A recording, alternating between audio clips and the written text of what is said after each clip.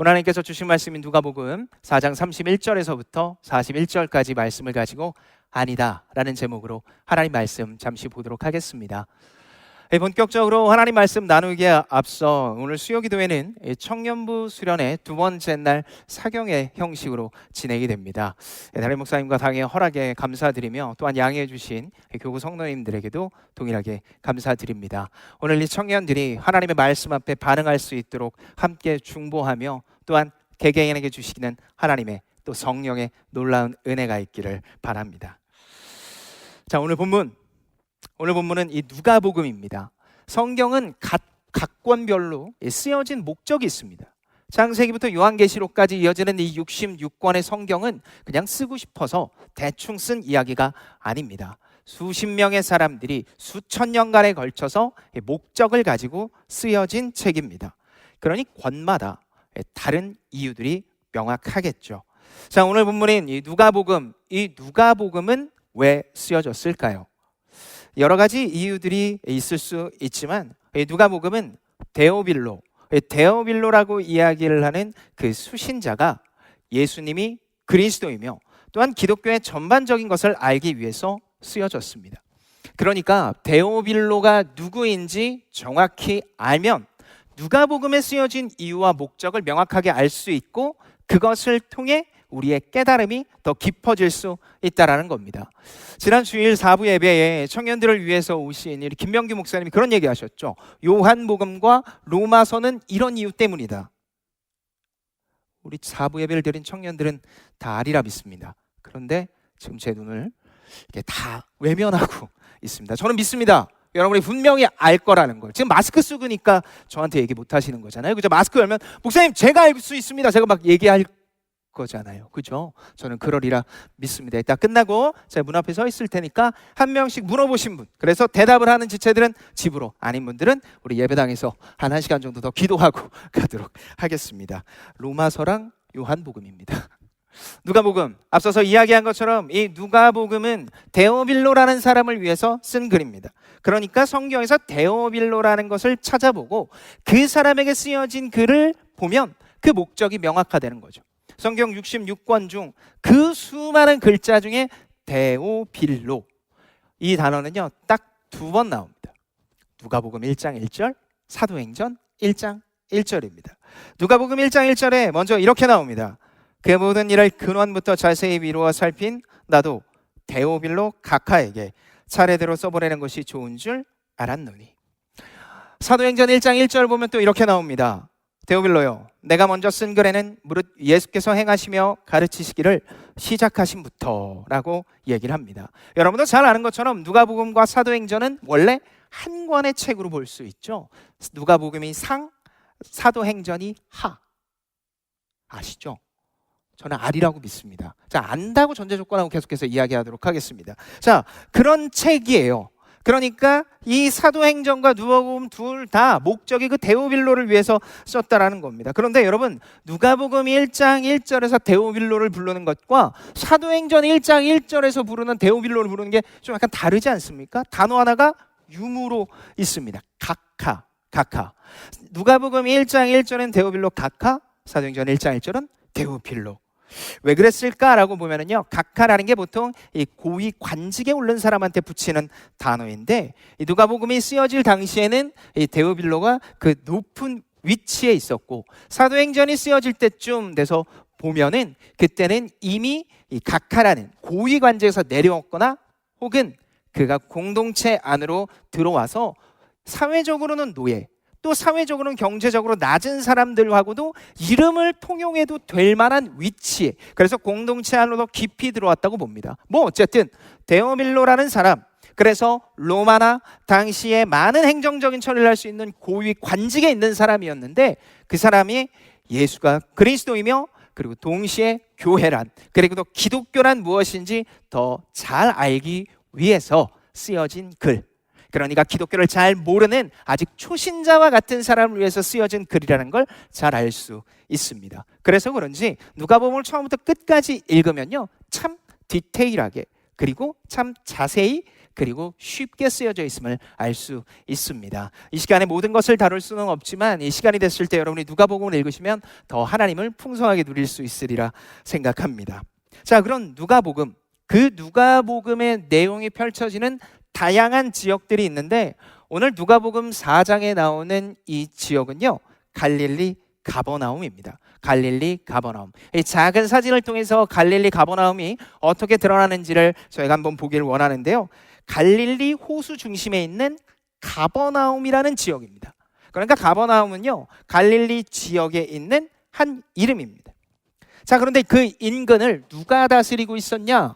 제가 고등학생 지체들하고 나눌 때 이 본문을 한번 다뤘는데 정말 어떤 지체가 손을 딱 들려 예수님이요, 예수님이 다스리고 계십니다라고 이야기를 하더라고요. 제가 그 지체에게 네 믿음이 크도다 제가 이야기를 했는데 사실 여기는 예수님이 다스리기 전에 헤롯이라는 사람이 다스리고 있었습니다. 헤롯은요, 아주 명확한 목적이 있었습니다.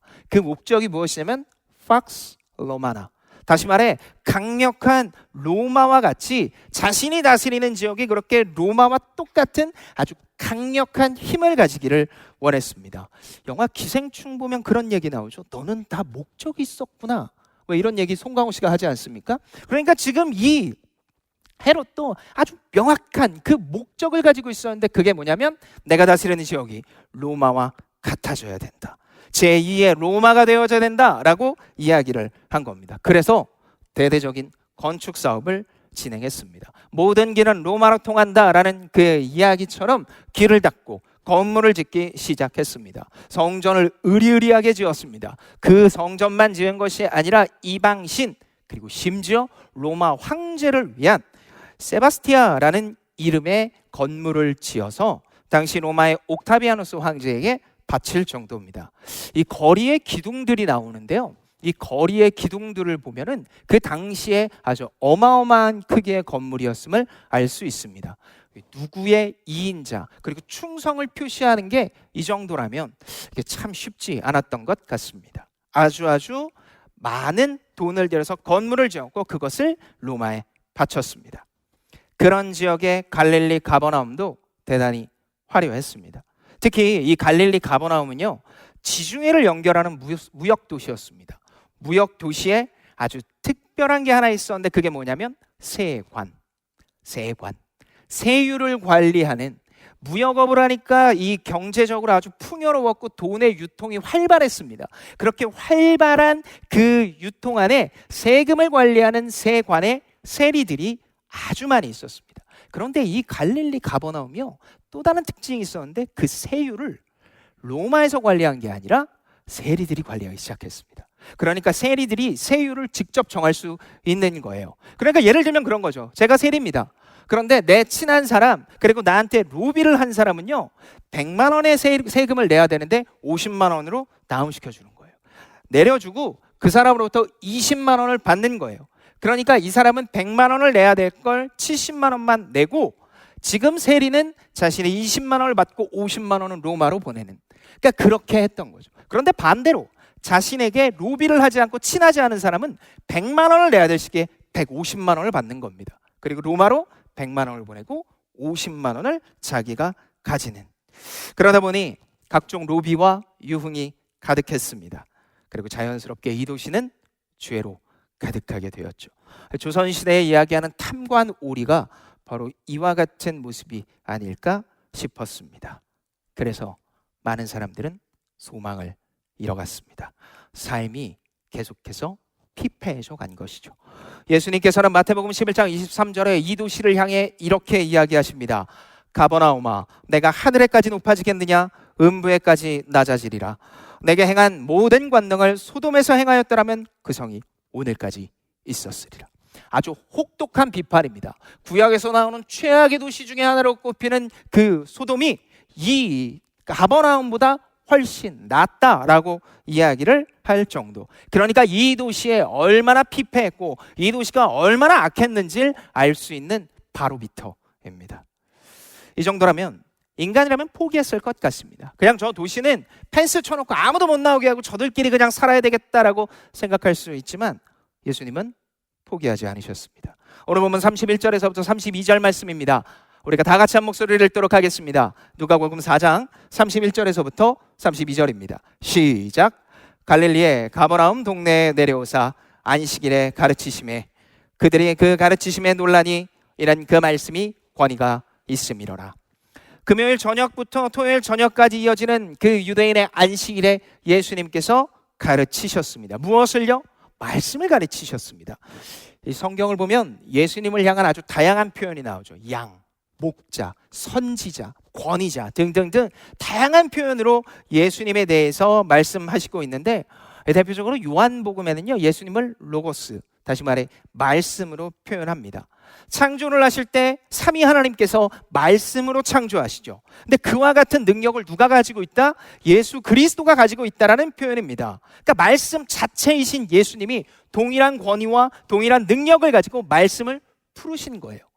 요즘 고등학생들한테 아주 유명한 몇몇 사람들이 있는데요, 연예인도 아니고요, 그리고 뭐 지방에 자신의 주위에 있는 사람들이 아니라 자신의 삶에 있어서 이 고등학생들 사이에서 아주 유명한 두 명이 있는데, 한 명이 누구냐면 유튜버고요, 두 번째가 일타 강사입니다. 일타 강사, 자신의 대학으로 이끌어주는 일타 강사. 오늘 예수님이요, 말씀을 가리키는데 일타 강사, 혹은 우리가 편하게 이야기를 하는 저자 직강으로 말씀을 가르치시고 있었던 겁니다. 말씀이신 분이 말씀을 가르쳤으니 궁금한 게 그대로 해결이 되고, 그 해결함이 마치 목마를 때 마시는 생수와 같지 않았겠습니까? 심지어 이례적인 가르침이 아니라 지속적으로 가르치기 시작했습니다.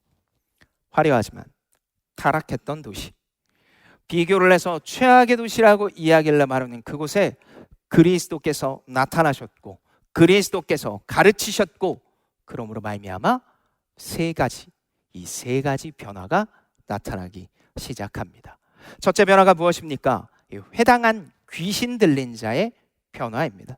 본문 33절부터 37절까지의 내용인데요, 이 긴 내용을 읽지는 않겠지만 아주 간단히 정리하면 다음과 같습니다. 자, 회당은요, 유대인들 가운데 이 함께 논리를 나누고, 그리고 이 안에서 하나님의 마음을 나누는 자리입니다. 그래서 회당의 장이라고 얘기하는 회당장이 그 앞에 서 있고, 이 말씀과 은혜를 나누길 원하는 사람들이 손을 들면 가리켜서 나오게 합니다.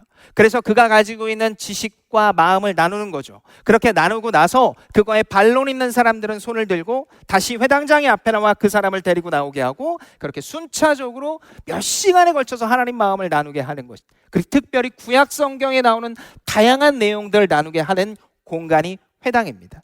그러니까 얼마나 엄숙했겠습니까? 또 얼마나 진지했겠습니까? 그러니까 회당장이 이야기하자는 사람은 앞에 나오지도 못할 정도인데, 그 회당 안에 한 사람이 소리를 지르기 시작했습니다. 지금 우리가 이렇게 예배를 드리고 있는데 누군가 한 명이 목사님 뭐 하는 겁니까? 화장실에 가고 싶습니다. 뭐 이런 얘기를 하면 얼마나 황당해요. 아이가 뛰어다니면 저 엄마 누군데, 저 아빠 누군데 저렇게 안 잡고 있어 라는 생각을 하겠지만, 지금 어린아이니까 그 정도지. 사실 성인이 이 예배당에서 갑자기 소리를 지르고 손을 들면서 지금 우리의 예배를 방해한다면 아마 굉장히 불편할 겁니다. 그런데 회당은요, 그것보다 몇십 배 더 진지한 자리입니다. 그런데 한 사람이 귀신을 들려 소리를 지르기 시작한 겁니다. 말 한마디 할 때마다 소리를 지릅니다. 울기도 하고 웃기도 하고 당신 틀렸어라고 이야기를 하다가 갑자기 이 앞에서 벌러덩 드러눕기도 하죠. 계속해서 불편한 상황이 이어졌습니다. 회당장, 거기에 있는 많은 랍비와 같은 사람들이 가만히 놔뒀을까요? 때리기도 했을 거고요, 알아듣게도 했을 거고, 뭐 예언기도부터 다양하게 했겠지만 그 절대 변하지 않았습니다. 그렇게 변화가 하나도 없어 많은 사람들이 그 사람을 포기하기 시작했습니다. 뒤에서도 나오겠지만 이 베드로 장모의 열병처럼 원인 모르게 계속해서 변하지 않는 건 결국 그 사람의 숨겨진 죄가 있기 때문에 변하지 않는 거야. 결국 하나님도 저를 포기했어. 하나님도 저 사람을 포기했으니 우리도 포기하자라고 그를 바라보기 시작했습니다. 그 사람 앞에 예수님이 나타나십니다. 예수님이 그 앞에 서서 누가복음 4장 34절의 말씀으로 이렇게 하십니다. 나사렛 예수여, 우리가 당신과 무슨 상관이 있나이까? 우리를 멸하러 왔나이까? 나는 당신이 누구인 줄 아노니 하나님의 거룩한 자니이다. 예수님이 앞에 서자 그 귀신 들린 자가 그렇게 얘기한 겁니다. 당신은 하나님의 거룩한 자입니다. 그리고 그를 향해 예수님께서 꾸짖으십니다.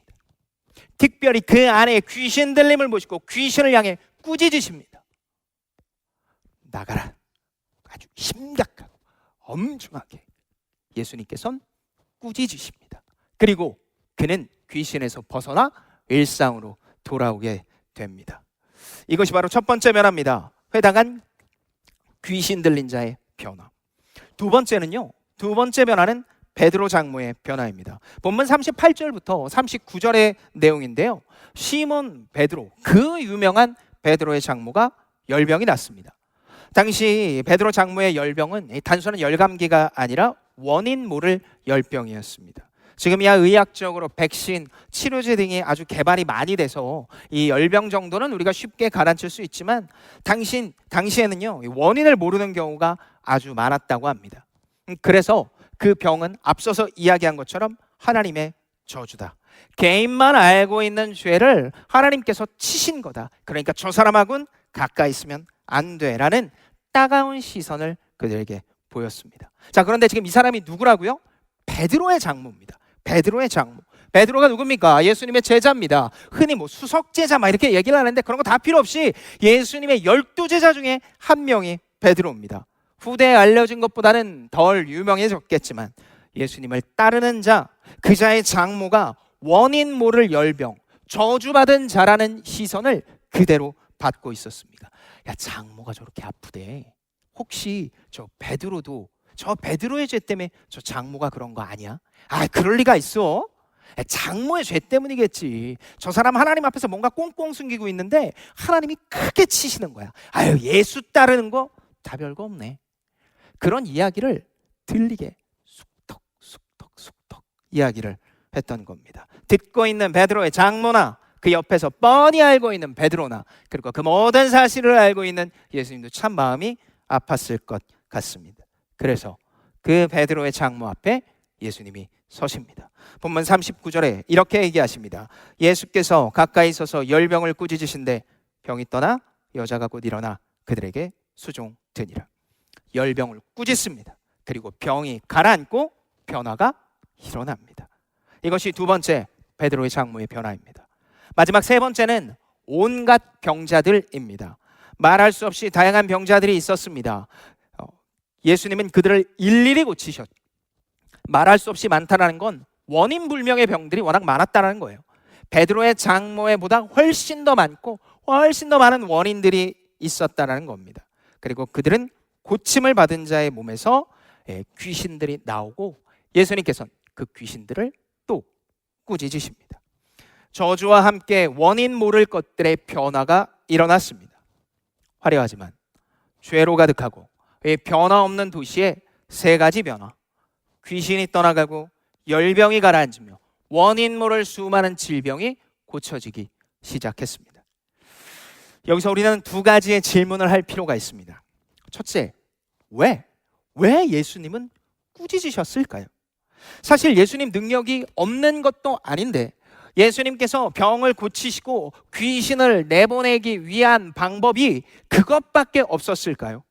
예수님께서 눈 한 번, 아니 눈도 필요 없습니다. 마음 다짐 아주 살짝만 하면 귀신이 떠나가고 여기 안에 있는 모든 것들이, 그 앞에 있는 모든 것들이 편안해질 수 있을 텐데 예수님께서는 굳이 꾸짖으십니다. 앵그리버드도 아니고 도대체 예수님은 왜 이렇게 자꾸 화를 내시는 걸까요? 사실 화를 낸다라는 건요, 성경에서 바른 화는 의분, 그러니까 불의한 모습에 내는 것이 화입니다. 예수님은요, 자신이 하는 사역을 태클을 걸고 그리고 자신이 하는 그 모든 길을 뭐라고 하는 사람들에게는 다 지나치시고 고작 지금 상황에 화를 내시고 있습니다. 율법 지킴만 집중하는 모습을 꾸짖으면서 화를 내시지 않고 그들을 긍휼하게 여기시며 지나치신 뒤 예수님께서는 바로 이 상황에 화를 내시고 꾸짖으신 겁니다. 왜냐하면 이 꾸짖다라는 단어는 승인하지 않다, 허락하지 않다라는 뜻을 가지고 있기 때문입니다. 세 가지 변화에 예수님께서 누구를 꾸짖으십니까? 지금 그 귀신 들린 사람을 꾸짖습니까? 아닙니다. 베드로의 장모를 꾸짖습니까? 아닙니다. 원인 모를 병에 걸린 수많은 사람들을 꾸짖고 있습니까? 아닙니다. 예수님께서 꾸짖으신 존재는 귀신이며 동시에 그 원인 모를 다양한 원인들, 그리고 그로 말미암아 부정적인 감정을 받고 있는 그것들의 원인을 예수님께서는 꾸짖고 계신 겁니다. 그러니까 그 베드로의 장모처럼, 내가 베드로의 장모인데 내가 원인 모를 병에, 열병에 걸려 있고, 그래서 내가 혹시 하나님 앞에 부질없는 죄를 지었기 때문일까? 아직도 하나님 앞에 다 고백하지 않았기 때문에 하나님께서 이렇게 저주를 붓는 걸까? 귀신 들린 자가 도대체 나는 왜 매일매일 이렇게 살아가는가라고 이야기를 하며 사람들의 보기 맞는 시선, 그 모든 것들을 느끼고 있는 것을 향해 예수님께서 뭐라고 얘기하시는 겁니까? 아니야, 그거 내가 인정하지 않아. 너희들의 삶에 있어 너를 그렇게 끊임없이 괴롭히고 있는 그 모든 시선들, 그리고 사람들의 이야기를 내가 인정하지 않는다. 너는 원래 그런 존재가 아니다. 예수님께서는 바로 그와 같이 말씀하시고 있는 겁니다. 부질없는 자책감과 인간이 주는 그릇된 시선 앞에 내가 그 모든 걸 허용하지 않는다라는 이야기를 하시고 있는 겁니다. 여기까지 듣고 나면 속이 시원할 수 있습니다. 그런데 둘째로 우리가 또 한 번 고민해 볼 내용이 있습니다. 그게 뭐냐면요, 무슨 힘으로 이렇게 허락하시나 싶습니다. 여러분, 저도 여러분도 아니야 라고 이야기할 수 있어요. 사람들의 힘듦과 어려움을 듣고 야, 그거 아니야 라고 이야기할 수 있어요. 근데 우리가 아니야 라고 이야기를 하니까 사람들이 막 변합니까? 아니긴 뭐가 아니야, 이거라니까 라고 도리어 반박할 때가 얼마나 많이 있습니까? 저도 청년들하고 신방을 하고 이야기를 할 때요, 하나님께서 너를 엄청 존귀하게 여겼어, 하나님께서 너를 너무 사랑해 라고 이야기를 하는데 한 2시간 일하고 나서 그래도 목사님 저는 안 될 것 같아요 라고 이 얘기를 하면 아이고 주여 라는 이야기가 그냥 저절로 제 입에서 나옵니다. 저만 그렇겠습니까? 우리도 다 마찬가지 아닙니까? 어렵고 있는 사람 이야기 들어줘요. 시간을 내어서 돈을 들여서 함께 하는데 열심히 다 하고 나서 아유 그래도 시간 내주셔서 감사한데 저는 그냥 그런 것 같아요 라는 이야기를 하면 야, 얼마나 힘이 빠집니까? 그러니까 내가 똑같은 이야기를 한다고 해서 똑같은 상황에 똑같은 결과가 나오지 않는다라는 거예요. 그럼 나하고 예수님하고 뭔가 차이가 있으니까. 그게 무엇입니까? 바로 권위입니다. 힘의 근원. 그 답이 오늘 본문 32절에 이렇게 표현을 하고 있습니다. 그들이 그 가르치심의 논란이 이런 그 말씀이 권위가 있었습니다. 변화없는 가버나움, 처절한 악의 도시인 바로 그곳에 언제 나타나셔서 말씀을 전하고 계십니까? 안식일. 안식일은 창조를 하신 뒤 7일째 사역임과 동시에 창조주 삼위 하나님을 기억하는 날입니다. 하나님의 권위와 능력에 순종하며 남은 모든 시간을 하나님의 방향에 맞춰서 살겠다라는 고백, 그 고백이 있는 날이 바로 안식일입니다. 그 하나님을 기억하는 날에 하나님의 말씀과 같은 권위 있는 예수님이 말씀을 가르치신 겁니다. 동일한 권위인 말씀이, 말씀 되신 예수가 바로 그 말씀을 가리켰다. 그리고 그 말씀 앞에 권위 있는 자가 바로 이 땅을 순종하게 하기 위한 길.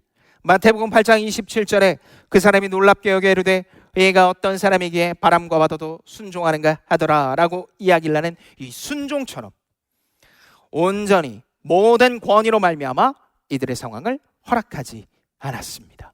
그러니까 말씀 대신 예수 그리스도가 권위로, 하나님과 동일한 그 말씀의 권위로 말미암아 이 모든 사람들을 해방시켰다라는 겁니다. 앞서 이야기한 것처럼 이 누가복음은 데오빌로처럼 이제 막 예수 그리스도를 알기 원하며 기독교가 무엇인지 알기 원하는 자들에게 이것들을 아주 자세히 알려주는 책입니다. 그들에게 이야기하는 겁니다. 세상 어떤 것과도 비교할 수 없는 존재가 있다. 너희들에게 참된 소망을 준다라고 이야기를 하는 그 존재가 있는데 그것은 어떤 것이 아니라 그가 바로 예수 그리스도이다. 그리고 그가 선포한 하나님의 나라를 통해 그의 권위가 나타난다.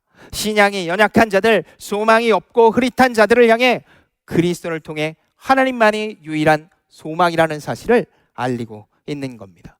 자, 이것은 오늘 2021년 7월 7일을 살고 있는 이 장춘교회 모든 성도들에게도 동일하게 적용됩니다. 여러분, 우리의 삶에 소망이 있습니까? 우리의 삶에 우리에게 주어진 모든 것들을 통해 소망, 흔들림 없이 우리에게 기대와 희망을 주는 것들이 있냐라는 겁니다. 돈이요? 시편 62편 8절에 보면 하나님께서 돈을 뭐라고 이야기를 하시냐면 입김과 같다라고 이야기를 하십니다. 하나님께서 입김처럼 불어버리면 없어질 게 돈이라는 거예요. 돈이 아무리 많아도 하나님께서 불어주면 없어지는 거예요. 돈만 그렇겠습니까? 건강은요? 집은요? 차는요? 우리 청년들이 있으니까 직장은요? 연애는요? 외모는요? 등등등 이 땅에 우리에게 주어졌다고 얘기하는 그 모든 것들은 하나님께서 후 불면 다 날아갈 것들입니다. 그러니까 절대 소망이 되지 않습니다. 그리고 우리는 지금 역사에 어쩌면 최저점에 서 있는지 모릅니다. 지리멸렬한 상황, 코로나가 끝날 것 같지만 끝나지도 않고 이거 좀 안 끝날 것 같은데 줄어드나 싶어서 뭔가 하려고 하면 또 못하게 되는 상황이 매일매일 이어집니다. 교육자실 안에 있을 때요, 코로나 숫자 보고 있으면 야, 이거 어떻게 하면 좋나라는 이야기가 저절로 한숨 속에 나올 정도입니다. 매일매일 그런 우리는 참으로 지리멸렬한 상황 속에 있습니다. 바로 그 상황을 누가 다 아십니까? 유일한 소망 되시고 변함없이 당신의 자녀를 끝까지 인도하시고 책임지시는 하나님, 그 하나님께서 아십니다. 그리고 예수 그리스도를 통해 좌절하고 낙담하며 낭망하여 이제는 일어설 수 없다고 이야기를 하는 바로 그 사람들을 향해 이렇게 이야기하십니다. 안식의 주인이자 인도자 되는 내가 선포한다. 아니다. 그렇게 주저앉아 있는 너의 상황은 내가 원하는 길, 그리고 너의 원래 상황이 아니다. 그리고 하나님 앞에 다시 한번 일어나 나와 교제하자. 이것이 진짜 너의 모습이라고 이야기를 말씀하십니다. 그리고 이 말씀의 권위자 되시는 하나님 앞에 서라고 이야기를 합니다. 물론 어렵죠. 권위자이신 하나님 앞에 서는 게 어떻게 쉽겠습니까? 신 앞에 서는 게 어떻게 쉽겠습니까? 그러나 잊지 마십시오. 우리에게 이런 권위자 되신 하나님 앞에 반드시 서야 합니다. 그리고 자신의 죄악을 다 보여드려야 됩니다. 죄악을 보여드리라고 했더니 이런 죄 저질렀어요 라는 죄의 열매를 이야기를 하는 게 아닙니다. 죄의 줄기도 아니에요. 죄의 뿌리예요. 죄의 뿌리가 무엇입니까? 아주 지극히 자기중심적인 사고, 내가 사고를 하는 데 있어서 내가 원하고 바라는 게 이루어지길 바라는 바로 그 생각, 그 뿌리를 하나님 앞에 들어야 된다라고 이야기를 하는 겁니다. 제가 청년들에게 자주 하는 얘기가 있습니다. 불안해요? 불안은 하나님이 함께 하자고 주시는 사인이다 라고 언제나 이야기를 합니다. 왜 그렇습니까? 감정은 하나님이 만드셔서 원래 다 완벽합니다. 그런데 감정이 죄로 말미암아 오염됐어요. 불안하다는 건 하나님하고 떨어졌다는 신호인데, 절대자와 떨어졌다는 신호인데, 그것들이 절대자인 하나님과 떨어졌음에도 불구하고 불안하니까, 죄로 말미암아 내 생각이 오염되어 있으니까 돈으로, 직장으로, 연애로, 다른 것들로 막 달려가는 거예요. 그러니까 불안이 더 커지죠.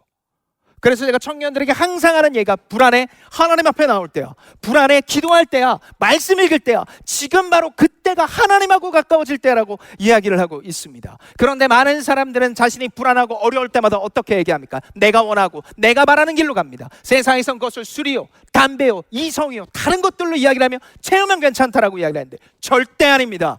여러분, 불안할 땐 하나님 앞에 나오는 겁니다. 불안할 땐 언제나 하나님 앞에 나와 말씀과 기도로 반응하는 겁니다. 하나님께서 바로 그 얘기를 하고 계시는 거예요. 지금 이 모든 상황과 환경 속에 그 자기 중심적인 생각, 내 생각해 보니 지금 원인은 이런 것 같아, 내 생각해 보니 지금은 이래야 좋아질 것 같아 라고 이야기를 하는 것 앞에, 아니야, 나 앞에 나와야 돼.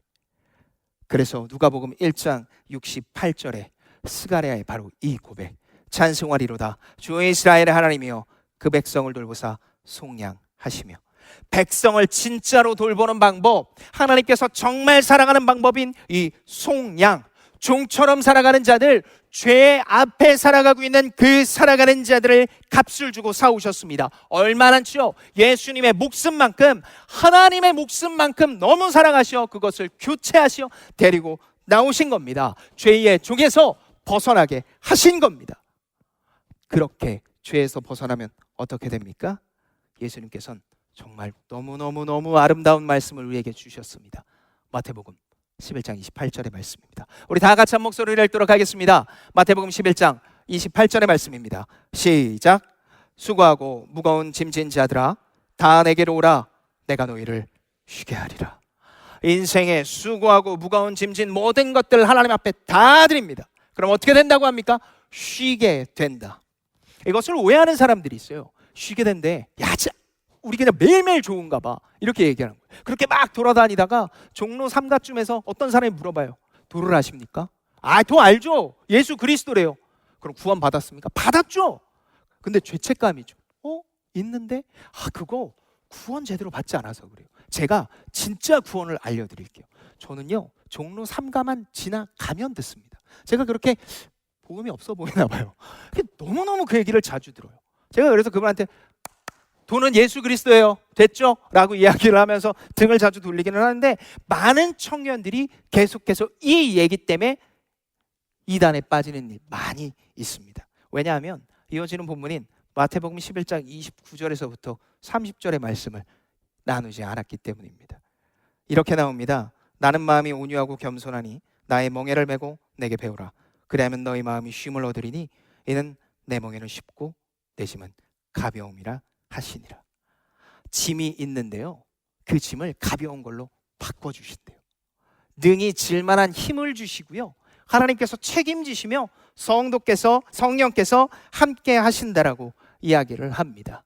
인생의 죄의 싹스로 있었던 자들입니다. 죄 앞에 사단의 자녀로 있었던 자들입니다. 그런데 그들을 놔두지 않으시고 예수 그리스도께서 속량하심으로 말미암아 그들을 꺼내주셨습니다. 꺼내주고 자 이제부터 니들 알아서 살아가 아니라 하나님께서 책임지시고 인도하십니다. 그래서 하나님의 다스림, 그 하나님의 나라가 완전히 임하는 바로 그날까지 책임지시고 함께 하시고 인도하신다라는 겁니다. 그러니 주님을 믿을 만하지 않겠습니까? 그러니 주인으로 여기며 기도할 만하지 않겠습니까? 사랑하는 장충의 JP풀 여러분, 그리고 이 방송을 함께하고 있고 그리고 이 현장에서 함께하고 계시는 성도 여러분, 세상은 우리를 향해 끊임없이 말합니다. 너 귀신 들렸어. 너 저주받은 자야.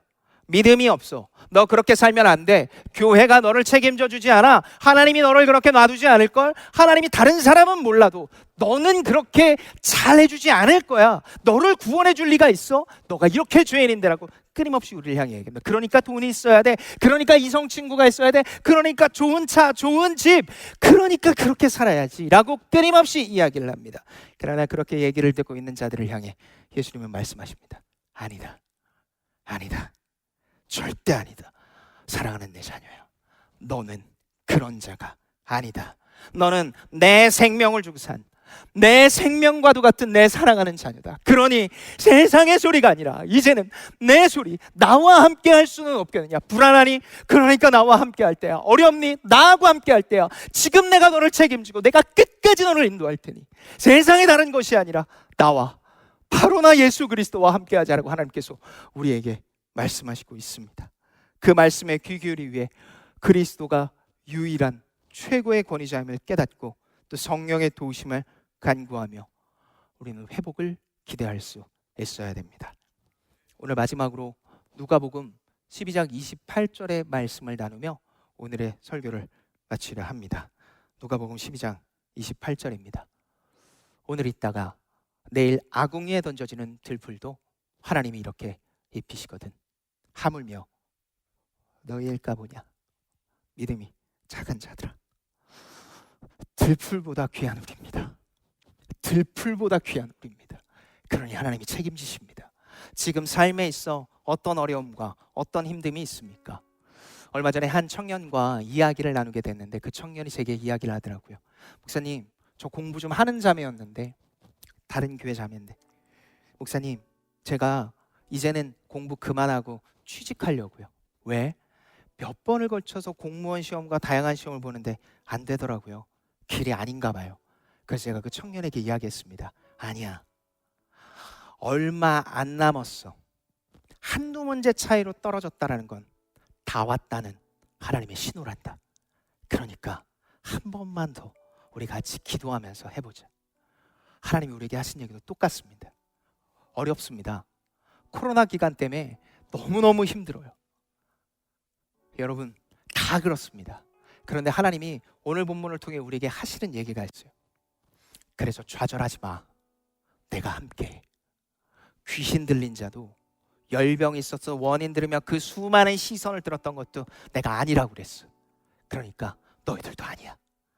너희들은 내 자녀야. 내가 책임져. The kingdom of God. 하나님의 나라가 끝날 그 순간까지 내가 책임지니 나와 함께 하자. 이 말씀 앞에 아멘으로 화답하며 이 땅에서 하나님 나라의 백성으로 성도로서 당당히 살아나가는 우리 귀한 청년들과 또 창춘교회 성도들이 되기를 예수님의 이름으로 축복합니다.